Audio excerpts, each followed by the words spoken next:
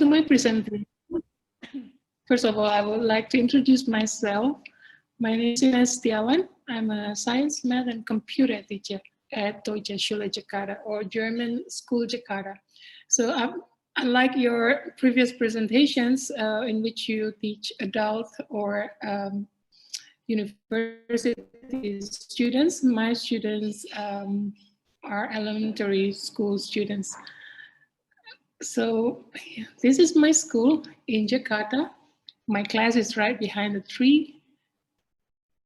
What I teach every day before the COVID-19 is over here. Right over here, we have the laboratory where I work every day. And yes, so, but we know what happened at the beginning of the school year. At the beginning of the second semester in 2020, I guess the outbreak of COVID-19, the pandemic, forced all schools to close without any exception, including our school.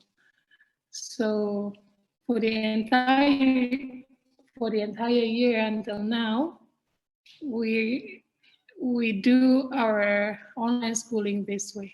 I guess you're all familiar with this method of video conferencing. If you pay attention, what do you notice from all these places? When a teacher is trying to do something over here with a video conference, and some students are not looking at the teacher, some students appear to be bored, and one seems to look at the other screen and not interesting. But of course, some students pay attention, for example, this one and this one.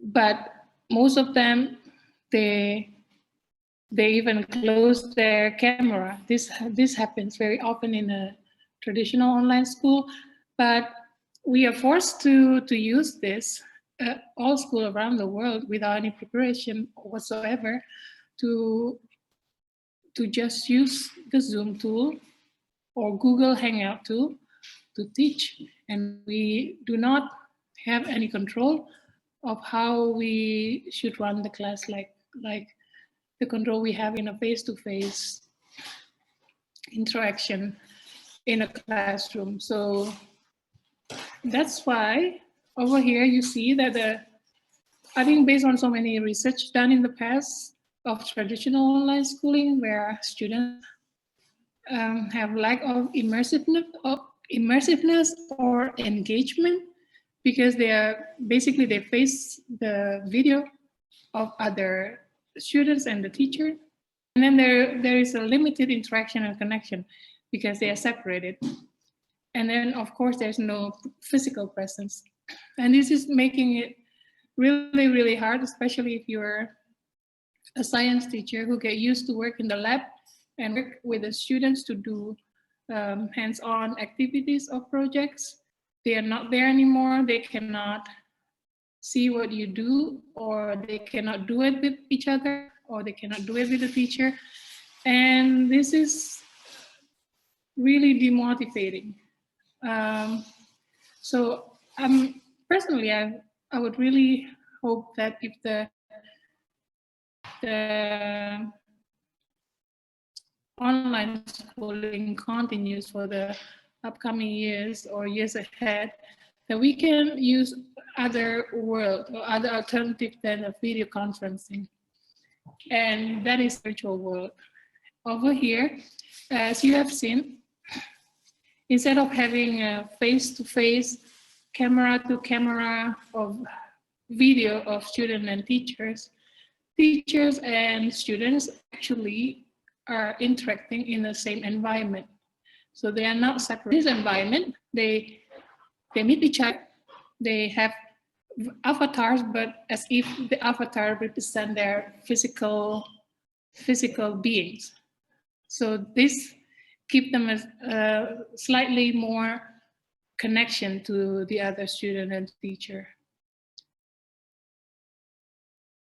And what are the other virtual world ability that we can have, because basically we have the ability to create the learning environments. So you are not limited just within your house, or you're not limited within your room or your working office. Because by using the virtual world, you can create your own environment, or to the volcano, to space, under the sea, wherever you want, by creating the environments, or by using the environments that the other educators, like for example, by the presentation earlier, he has created different exhibits within the virtual world that has been used by so many educators, which are so amazing. So you can either create your own environment.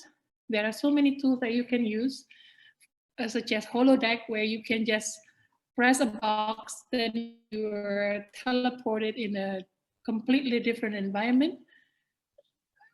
You can create that within the virtual world, and then you can create materials. And what I mean by materials here are the same material as what you can use in a physical class. It can be text-based, multimedia-based. You can integrate all sort of sound, video, pictures, animations, text, and whatever. You can even have exam within the virtual world. And then the third ability that we can use within the virtual world is creating objects. And what I mean by object is literally a three-dimensional object or two-dimensional objects within the world that you can duplicate, you can share, you can modify, and the limit is your imagination. There is no limit in creating the object, what kind of object you want to do, or you want to create with your student. And you can even share between educators, just like when you share files. And these objects can range from iPad that works within the virtual world, or laptop that you can use to search the internet within the virtual world, or you can create laboratory devices that you can use to do experiment with your student. So your imagination is the limit. And then number 4, what is so powerful within the virtual world is that you're not just making the materials and the objects and the environment, you can also script it, or you can program all of what you created to perform a certain functions for you. So this is really important, because in science you will have to simulate a lot.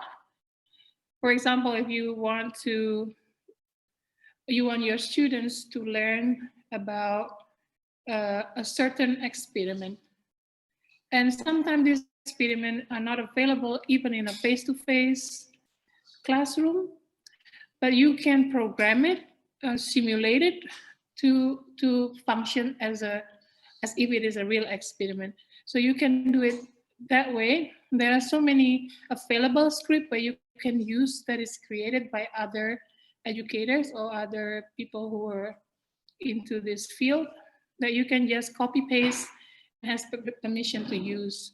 So this is a wonderful thing that you can do in the virtual world, which is not just limited like in a video conference type of traditional online schooling. So this is one of the example of the exhibit within the virtual world, where you can literally visit a museum. This is one of the example of the learning environment that I explained earlier. So now the challenge is, how would you be able to develop the student science process skills within the virtual world, such as observing, classifying, observing skill, classifying skill, measuring skill, inferring skill, or predicting skill or even communicating skills. That can also be developed in the face-to-face classroom, that can, with all sort of activities within the class, such as experiments, such as field studies. You can also do the same within the virtual world. So what is different is that now you are represented by avatars instead of the real person. So I will give you examples of what I've done in the past 10 years. Some of these are old work, some of these are new. This is an example in which the student learned by observing. So instead of just reading about the moon rocks, they can observe the rock and then look at the characteristic and click on the rock to get information, more information about the rock before they conclude, oh, this is probably a basalt, or this rock come from a meteor impact, for example. So instead of reading it, they observe the rock, they can discuss with their friends. So hopefully the video works because I'm going to play it. It might take some time.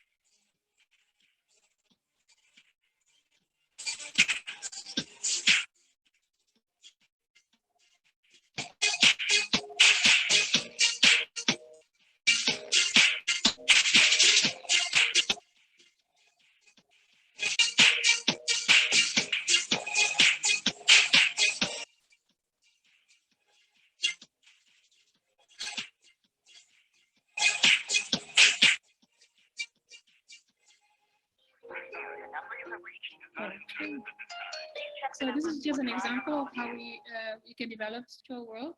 And next, I would like to show you how classifying skill can be developed among students as well.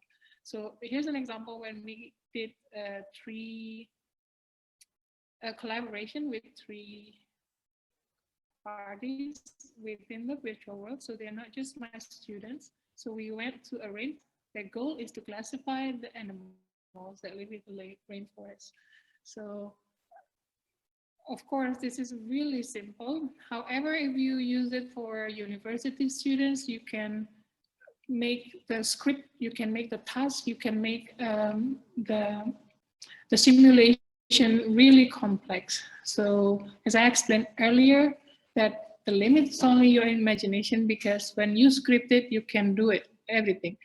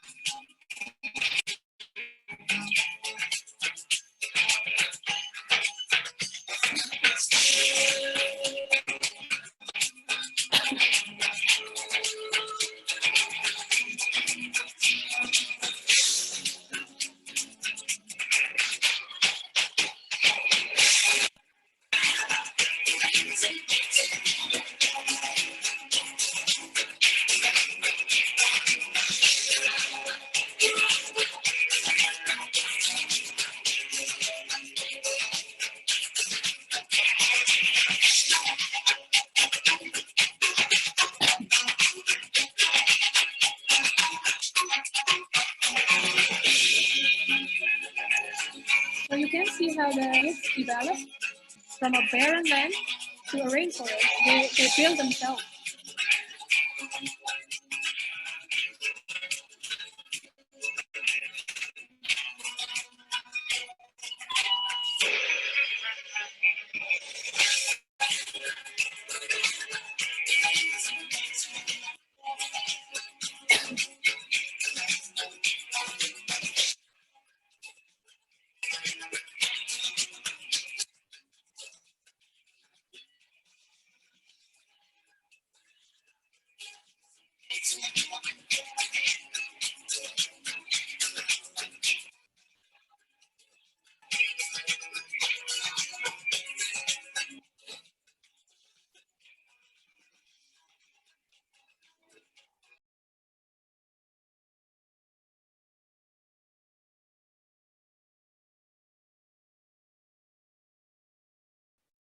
So,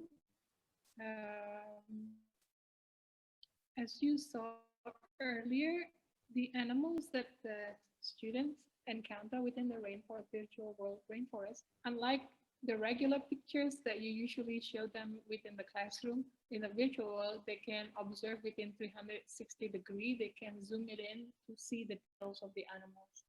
If you go experience yourself, you can click the animal and get more information about habitat, their size, their characteristic, even their size, they can match it with the avatar to imagine how big or how small it really is. Because all the objects that is created within the virtual world can be made into life size. So they can imagine also how small or how big it is, and you can listen to that sound, and this animal behave like how they behave in a real life. So as you pay attention to the fisher and how the kingfisher eat the food, so this will give them more of a immersiveness. Instead of just reading about it, they can observe it, they can talk about it and experience it themselves within the virtual world. So this is another example of how you can use the virtual world to exercise the kids measuring skill. In this case, in this uh, in this case, is about the diameter of planet and speed of rotation and also the orbit. So of course, this can be very complicated. Not every student can finally master all this measuring skill, but you can see which student is able to and which need more help. So I will play more video. I hope it's not too boring for you all.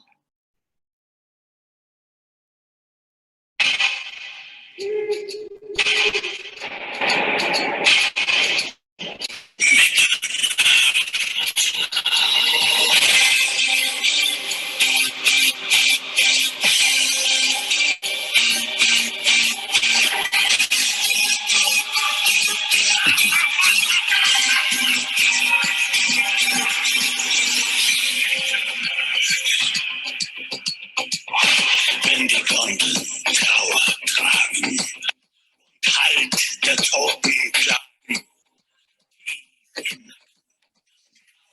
ist,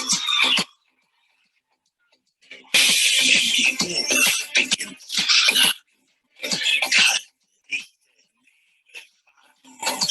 berühren dich sacht.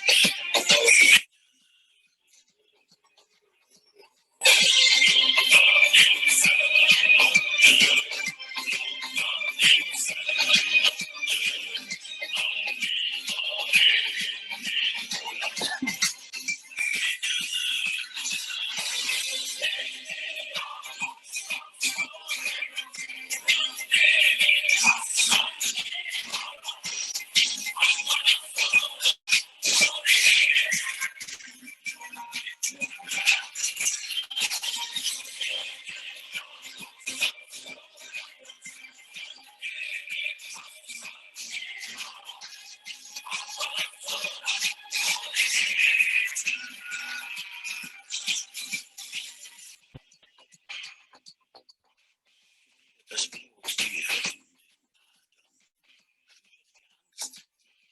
zum die Glocken.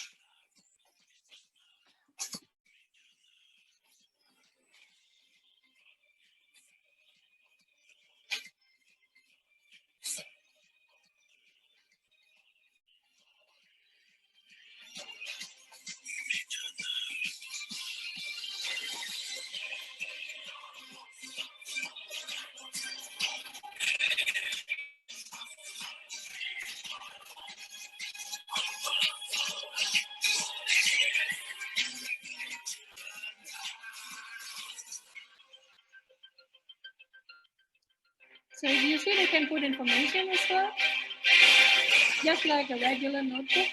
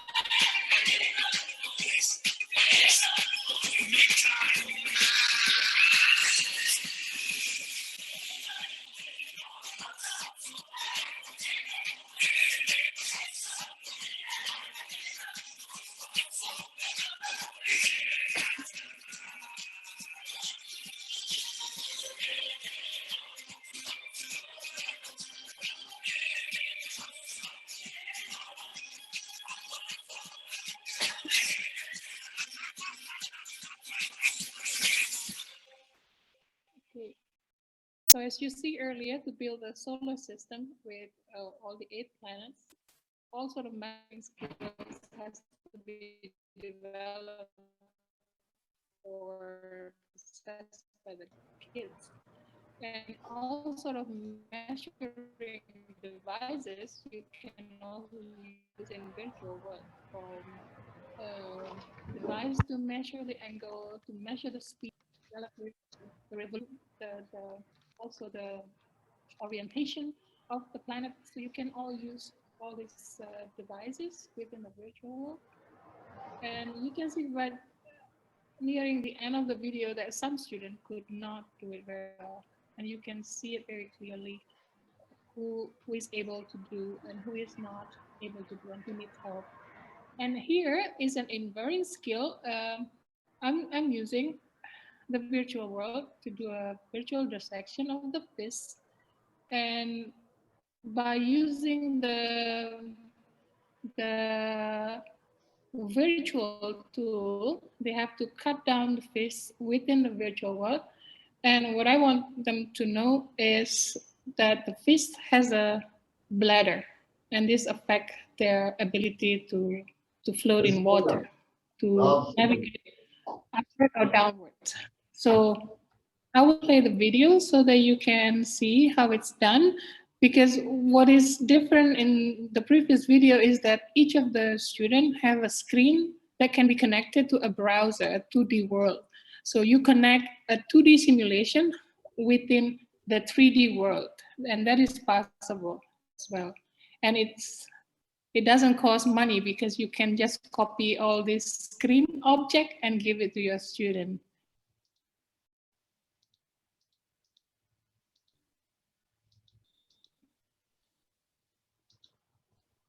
It might take some time. The internet is not very fast tonight.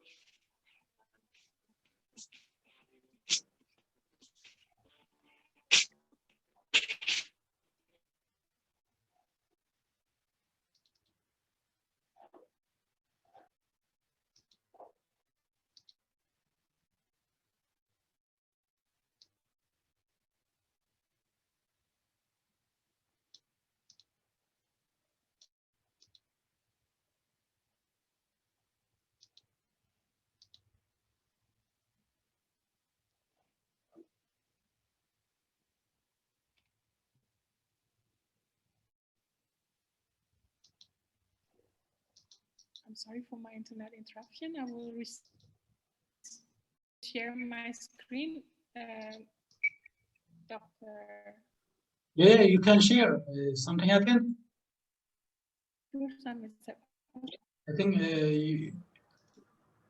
yes, there was internet disconnect. okay, no problem.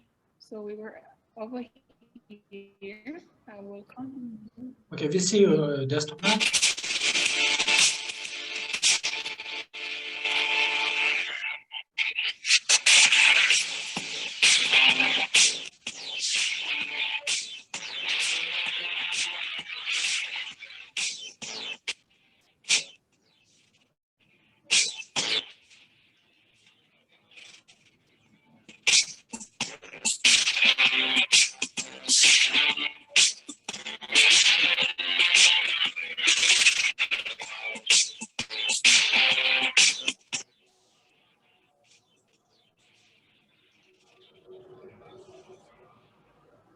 Okay, so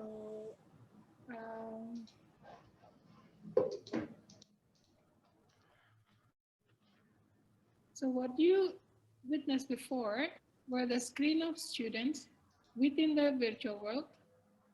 When you give them assignment, for example, the same assignment within the video conference school, you cannot really sure if each of the students is actually doing what you ask them to do. They might open some other websites and they can tell you, oh, I'm done with it, but they actually don't do anything. But within the virtual world, if you give them an assignment, even the assignment is based on a browser in a 2D world, such as the fish dissection simulation, which was developed by Oracle, you can actually see their screen. You can actually see their progress. If they do anything, you can also see it very clearly. This is something that I think will be so useful if we continue doing this online schooling in the future, because you actually have control as if you're in the real class. So before I go to the communications skill, there was one missing, which is predicting skill. So in this predicting skill, this is an example. I don't use video this time because of the time limit that the committee gave me. So in the genome island, you can do all sort of genetic experiment, from a very simple with the peas that Gregor Mendel has done, or with pansies, or to be all more complicated. So if you visit the island over here within the Second Life, you can do all sort of experiment. For younger students, like my student, they do just like this, or they predict what will the pattern of the cats will be if the mother of the cat has this color and the father has this color, something like this. So this is really well done and well simulated within the virtual world. And sometimes you don't have to have the skill to do it because somebody else has prepared for you. So last but not least, I would like to show how communication or communicating skill can also be developed within the virtual world. Like once they have done with what they have learned, they can communicate it with each other within the virtual world with a lot of creativity. Yeah, so let's just see this one.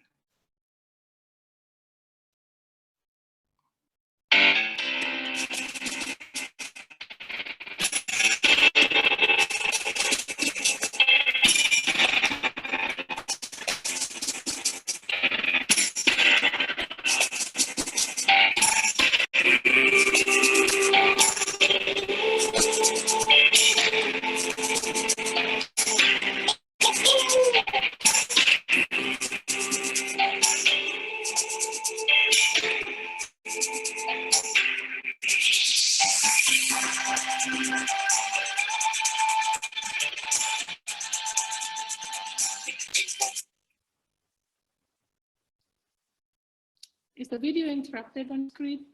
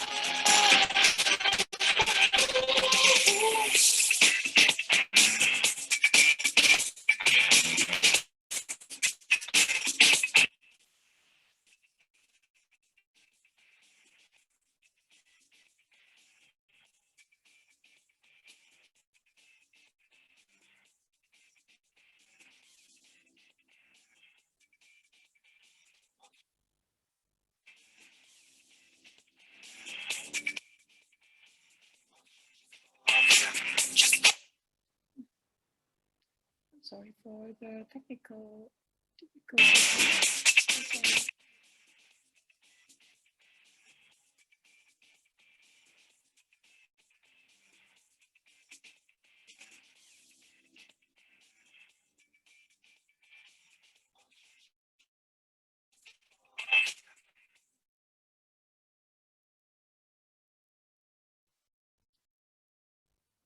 Okay, while waiting for the video to load, I would like to let you know that within the virtual world, you can use all sort of media to communicate. For example, if they want to share what they understand by text, that is possible. By document, it is possible. They can even make the document in a form of a book, like a 3D book or just a 2D note card. That is possible. So what is actually communicating skill within the virtual world is just the same as in a face-to-face world. You can use whatever tools that you can use in a face-to-face world and use it within the virtual world. The difference is only that you are now represented by avatars instead of their real physical atom-based self. So I hope the video will load this time.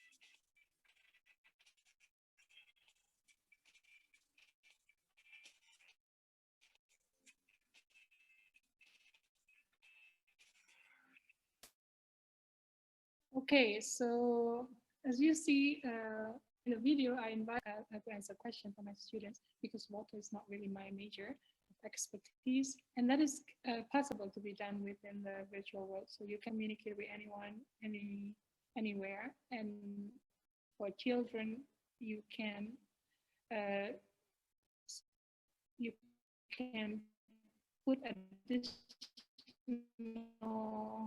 device within the avatar to protect them from strangers, for example, or from unwanted communication with that can happen within the virtual world. So I think that's all my sharing for today. I hope with the development of the current technology that connects the virtual world with the virtual reality device, I hope in the future we can even do a lot more